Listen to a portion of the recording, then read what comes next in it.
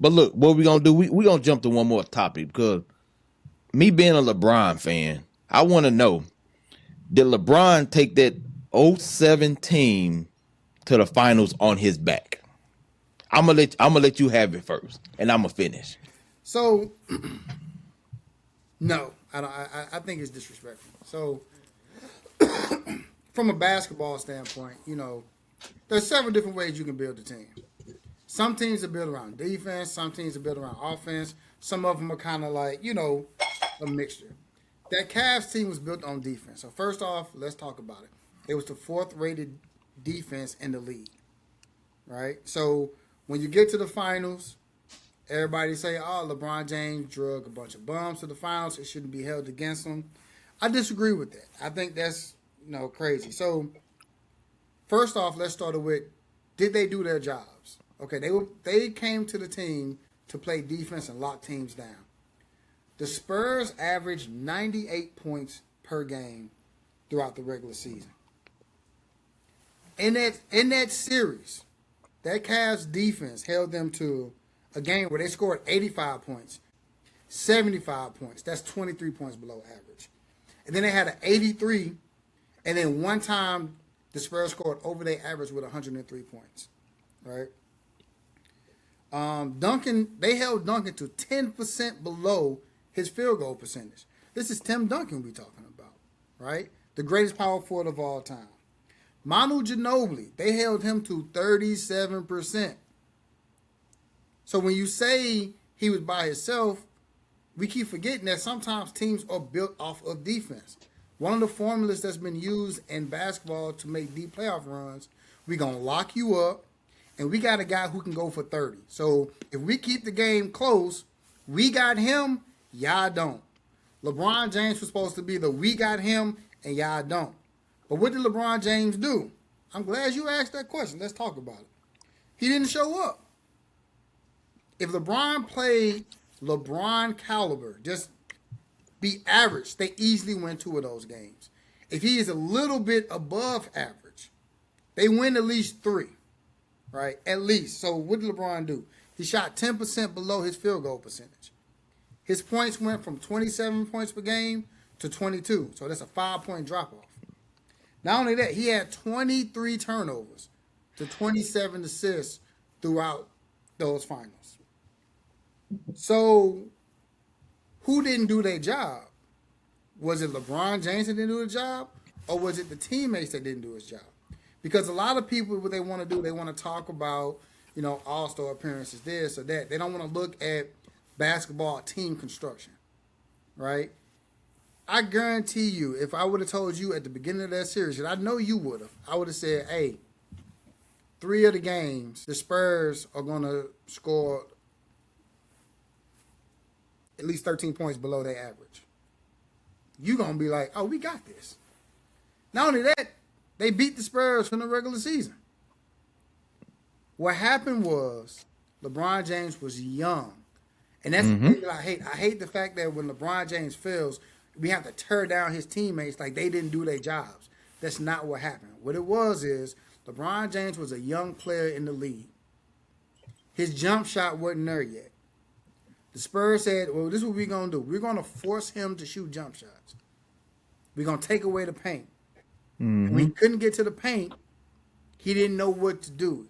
He didn't have the experience quite yet to figure out a plan B. Right? So it's not that he was trash. It's not that he was a bum. It's not that his teammates didn't do their job. They did their job. Their job is to lock up the other team. They locked the Spurs up. Put the clamps on them boys. They just needed LeBron to be LeBron James. And he wasn't able to do that. They did their job, man. And they played defense. Very, very similar to what the expectation was in Philadelphia for Allen Iverson. Right? We're going to keep the game close. We got Allen Iverson. Y'all don't got Allen Iverson. So we good. Right? It's the same formula. It's been proven to be successful. And again, they beat their team 2 times in the regular season. So to say that they was outmatched or outclassed or something like that, come on, man. Manu shot 36.7%, so we're going to say 37. They did their job. So how can we sit here and say they was a bunch of bums and he ain't had no help? I'm gonna tell you. Okay, explain to us. I will stand with all those rappers. And the crazy part about it is somebody gonna watch this. They're gonna get in the comments and they're gonna say, "Oh no, Jay-Z, you can't f with Jay-Z. Cool, that's your opinion, right?" Or they'll be like, "Oh, you could never fuck with Kendrick. Kendrick's on the run right now. He doing his thing."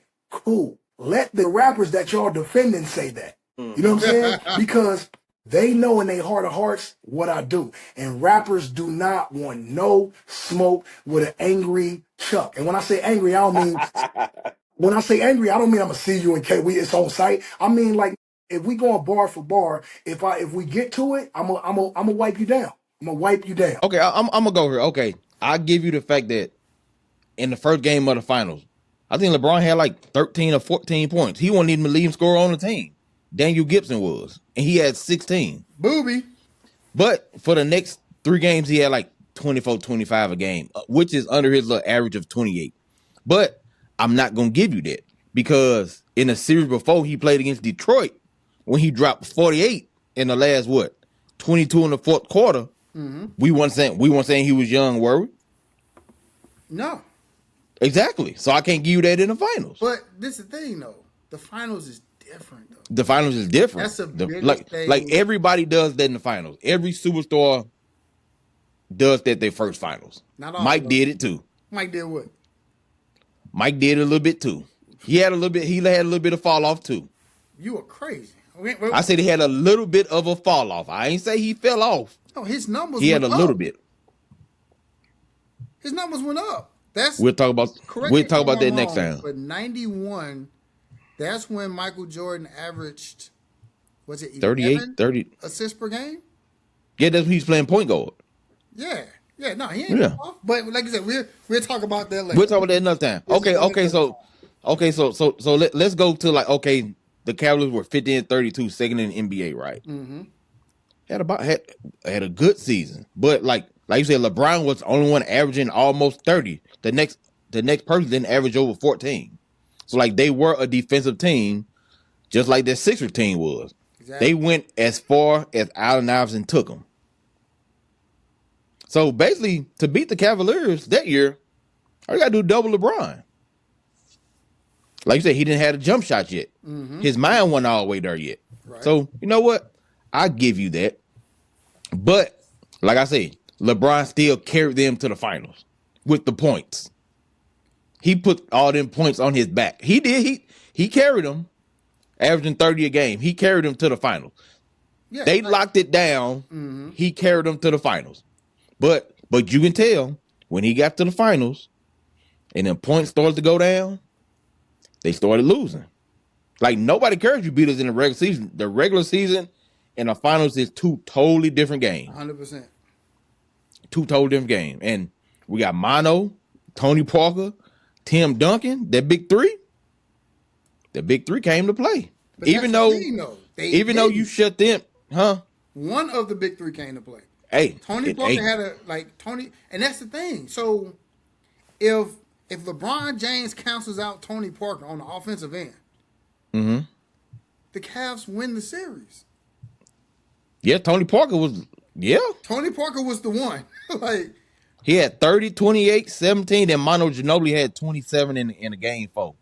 San Antonio win. So Tim Duncan never led the thing in scoring. So it was Tony Parker for 3 and Manu for the closeout. And that's when LeBron had 24, but that ain't enough. That ain't enough. And then it's also efficiency. Like mm-hmm. LeBron James' efficiency cannot drop 10 percentage points and you think you're gonna win. You can't because you go as far as he take you. Exactly. But my thing is I never discredit LeBron for carrying the offensive load. The thing that I hate is the fact that people try to act like he didn't have a team doing their job. That these guys were just a bunch of bums. And not only that, they act like, Mike Brown, right? They trash Mike Brown. But with that defensive team that they had, do you know they didn't have any all NBA defenders? None. None of them individually won any accolades for defense. Crazy, ain't it? But yet, your team is the 4th rated defense in the league. How do you do that? Obviously, coaching. Now, I think offensively he kind of like dropped the ball a little bit because he was running a lot of the Spurs sets. You know what I'm saying? But at the end of the day, if LeBron James is LeBron James, I'm pretty sure we had at least 2-2. Yeah, but like Yeah, you at said, least 2-2. If he def- plays a little bit better, if he just elevates his game a little bit, they up 3-1. I don't think they win in game two. Game two, the Spurs did their thing, right? I think they scored 103 points or something like that, if I remember correctly. You know what I'm saying? But you legitimately could be up 3-1 if LeBron James is not playing bad in the finals. He had a bad finals. And he had a couple of bad finals, which but we're not gonna go there. yeah, we're not going there. We ain't talking about, we're not talking about 2011, right? But the problem that I have is that LeBron fans won't say that. I just said it. I ain't just talking about you. I'm talking about, I hate the LeBron fan base. I think it's the worst fan base in sports.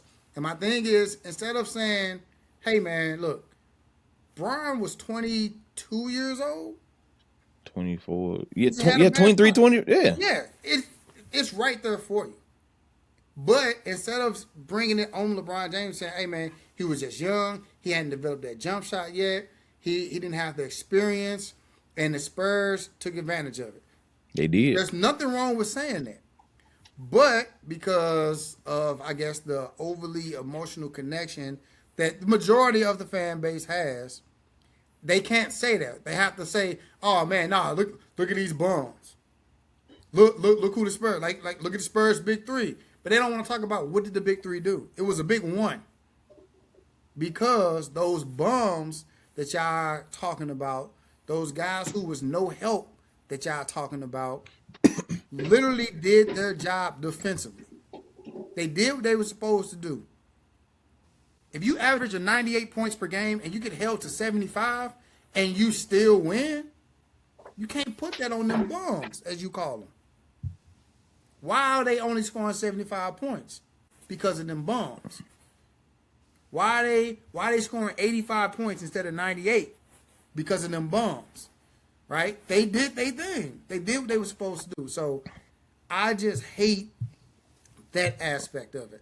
I don't really think it's a knock for LeBron James losing with the Cavs to the Spurs because of the experience factor, but at the same time, when people say the East was weak, the LeBron fan base hates that.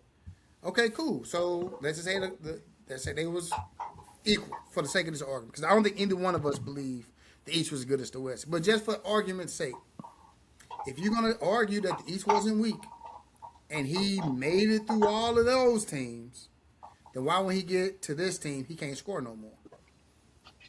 Because the East was weak. I know, but we know that. But you know what the fan base, oh man, y'all just some haters. The only reason y'all saying that it was weak is because LeBron James. I'm like, nah, bro. It's ESPN articles from 2001 calling the Eastern Conference the Eastern Conference. LeBron wasn't even in the league. So it's not about trying to hate on LeBron. It's just a factual statement that everybody thought that the Eastern Conference was weaker. That's one of the reasons that team can go through the East. But when you come up against the West, you have the situation that you had, where it's like over there they can exploit weaknesses like this. In the East, LeBron athletically, that's all he needed to get through those guys, because it really wasn't nobody seeing him. But when you went to the West, where those guys had the battle, where all the best teams were, and then you get to the finals, you telling me as a San Antonio Spurs, all I gotta do is just like stop one thing. Yeah, want to tell you why? Jump shot, and then he's gonna be less effective. And Yeah, the pressure's gonna get to him. Now he's turning the ball over. That's easy for them. I'm gonna tell you why they said they bums. For the simple fact, okay, just say Tony Parker had a bad game, right? Manu Ginobili still came with 27, right? LeBron had a bad game. Daniel Gibson came with 16. That's why they saying it. But Like, so LeBron hurt. So the next best player can score 16 points, which that's how it was in the regular season. The next highest player was like around the 14, 15 point thing. So that's why I say that team went as far as LeBron took them on his back. So I actually was right. So offensively, yeah, he was the offense. But that's the thing though. That's like let's take Phoenix Suns for example with Steve Nash. They was an offensive team. They weren't doing nothing on defense. You know what I'm saying? That's the way the team was built. So the way you determine if these guys did their job or if they showed up is how they played offensively, not necessarily how they played defensively. Nobody's cared if Amari Stoudemire gave up 26 points, as long as he scored 28. Phoenix don't care. Yeah. They don't care if Steve Nash man scored 20, as long as he scored 18 and get 15 assists. That's how you weigh that from a basketball standpoint. If you just want to keep it real and be consistent, you can't get a group of talent and be like, all right, we want to be a defensive team, and then when they fail, be like, oh, they didn't do their job because offensively they scored 16 points. No, they didn't fail on defense. They did what they supposed to did on defense. That's what I'm saying. And then if Booby scores 16 points, he did his job offensively. That's his job. That's just one. His job is to give you 16. Yeah, but LeBron didn't. Exactly. So what I'm saying is if Booby gives you 16 and they score 75, he did more than his share. Yeah, but it's a team game. Somebody else got to give you some too. And who was that other person? LeBron was supposed to give you more. So LeBron give you 30 and Booby give you 16. They ain't number 46 points. Okay, now if the Spurs are only scoring 75, only thing you need to do between the rest of your roster is come up with 30 points. There is no concept in traditional Africa of you stripping somebody of their humanity. That does not exist anywhere in Africa. So we did not understand what these Europeans were actually up to. Many of the kingdoms, once they found out what the Europeans were up to, they began to fight back. And there's been plenty of books written on the African resistance to the slave trade. You keep hearing about how some kings participated in the selling, which is true, but you hardly hear anything about the resistance that was put up to slavery once many of those kingdoms found out exactly what the Europeans were doing with their people. We got to understand something. The African slave trade was a European enterprise. They created it. They benefited from it. They expanded it. They even destroyed it in the end. Okay? It was their thing. It was not our thing. That's how that team was built. That's the whole philosophy. Now with Phoenix, it's like, hey, if we can hold this team to under 120, we should win. Yeah, because we're going to get 140. Exactly. So that's all I'm saying. Is you have when you are weighing it and you are judging the teams, you have to judge their philosophy and what they're there for. Nobody criticizes Phoenix for scoring 120 if they get and giving up 118. That's their style. That's what they want to do. If Phoenix feels like if we score if we score to our potential, we should win this game. Mm-hmm. The Cavs thought if we could keep you to 10 points below your average, we should win that game. So which they did. That's my point. So they did their job. That's all I'm saying. They did their job. Booby scoring 16 is extra. Not only did he play defense, but they scored. He gave you 16. Right? If you going to score as Manu Ginobili, 20-something points on 36% field goal shooting, if I'm the Cavs, we won that. No. So I'm going to tell you what. LeBron James has 6 turnovers every game. Exactly. This is what Can't do that. That's why I say they went as far as he took them. And it's the thing. So what if he brings those turnovers down to 3? And scores 5-10 more points a game, too. They win. That's all I'm saying. They win. Yeah. So, only thing I'm saying is stop saying, not you, just in general, people, stop saying that these guys didn't do their job. Stop saying he didn't have help. Stop saying they didn't do their part. They did. If LeBron James gets 3 less turnovers and score 5 more points, they probably win that series 4-1, 4-2. The person who didn't hold up their end of the bargain was LeBron James. It wasn't them. And I hate the fact that we have to destroy them to make face for him. And it's like, there's no point in doing it. The man was 22 years old. There's okay to say, hey, man, look, hey, them boys was out there playing defense. He just couldn't score the way he was scoring in the. Why can't you say that? It happens. Yeah, because game 2 and game 3, they both. I mean, game 3 and game 4 was both decided by a possession. But game 1 and game 2, double digits. Well, I think game 1 was 8 or 9 points, right? 9. Game 2 was 11. Yeah. Game 3 was 3, and game 4 was 1. That's what I'm saying. So, less turnovers, more points. Game 1 is. Yep. Right. See, the ones that were closer. It come down in the fourth quarter. Who's going to execute more? We got LeBron. You don't. Yep. The ones that were closer were the games where LeBron had 26, 27, 28 points. But the games when they got spanked was the games that LeBron didn't have that many points. Exactly. And the fact that the point total was so low says that the others did their part. Now, if we're looking at it and it's, 110 to 109, then I'm like, and LeBron James is scoring 30 points, I'm like, okay, LeBron did his job. Y'all didn't help him. But if the score is 75 to 72, they did their job. Mm-hmm. And that's when you take the emotion out of it and you talk basketball. Now we're talking basketball. Now we get into what happened on the court. Not, oh man, this team got, I know more names over here than I know over here. Basketball is more about fit than names. You need talent, but you need fit. And if you can get a whole team and franchise on the same page, which is we're going to play lockdown defense, we're going to get it to, we're going to try to keep the score close, and then LeBron's going to LeBron. And that's how we're going to do this. And it worked all through the season. It worked through the Eastern Conference. And then all of a sudden, when they fell in the finals, it's like, oh, man, nah, LeBron, what did you expect? I expect you to do what you did in the Eastern Conference Finals. I expected you to do what you did in the regular season when you beat them 4 times. Only thing we expected you to do is be LeBron James. And he wasn't LeBron James. And I just don't understand why the fan base has a hard time saying he just didn't play like LeBron James and they lost. You know what I'm saying? And that's my point. But we're going to leave it right there. Hey, man, don't let these LeBron James fans catch you in public talking like that, man. Hey, man. Hey. They gonna put them goat paws on you. But look, hey, that's it for Club 314 STL today, man. Hey, we greatly appreciate y'all for taking y'all time out y'all day to listen with us. Make sure y'all tune in. We got those interviews that y'all want, so make sure y'all lock in with us.